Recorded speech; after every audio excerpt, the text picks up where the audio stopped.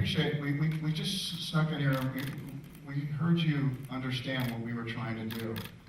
There's no greater pleasure to sit up there and have you guys laugh at the right spots, tear up at the right spots, and actually see yourself maybe in certain scenes in the right spots. And that was really gratifying for us to see that. And I believe that when I read this movie. I believe that it helped me understand this very delicate conversation that we are all having trouble with. Everybody's going to love this. The studios will like this. This is what we're looking for. This is the kind of movie that I just love, and it's highly, highly entertaining. And I said, Mike, we're going to make this. I promise you, we're going to make this. Where did Mother Hubbard go? What happened? You went to the major studios, and they just it just was not going to happen. But my problem was I had promised Mike with my big mouth that we would do this. And in the world I live, I make cowboy movies.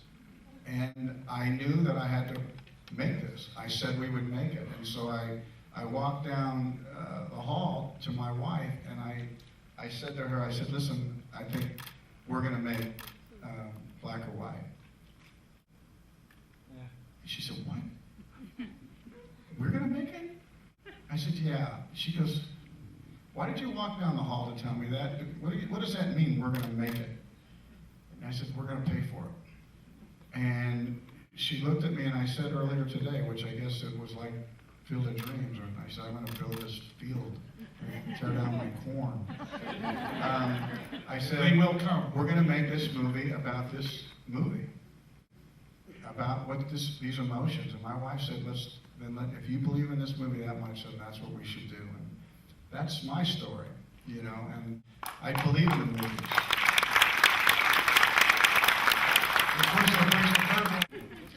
Kevin, you have many scripts presented to you, and you have many choices, even with other people's money. But this script also has a social and political content that speaks to a lot of things going on in our world today. Was that a message you wanted to get out, or was that a challenge that scared you a little bit? Well, I'm not in the business of making message movies, but sometimes you just feel like something changes you a little bit. I mean, I love baseball, right? But I didn't know what America's fascination was with baseball until James Earl Jones told us. The Field of Dreams. It was a magical speech, and I know what honor is, but I didn't know what it was like till I saw Spencer Tracy, you know, talk about Inherit the Wind and talk in that courtroom sequence, and you know, Gregory Peck and To Kill a Mockingbird. Occasionally, we get to hear things and that maybe we never forget the rest of our life. Maybe they help inform us. And when I saw the courtroom, I thought that, number one, I knew it helped me in this conversation. I was born in Compton, California. Actually, I was born in Linwood, a little hospital, but I lived in Compton. And Michael wrote this movie about these two worlds. And I know a little bit about both of them now. And I just, I didn't feel that this was brave to do. I felt that this was something I should do. I don't operate with a lot of fear. Fear is what guys have to have in Afghanistan and Iraq. Those guys have fear. I shouldn't have fear conducting my own artistic career. I don't have to conduct my life based on what a movie does on opening weekend. I don't give a shit. I have an ego, and I would like my movies to be really successful. I'd like them to blow up, of course.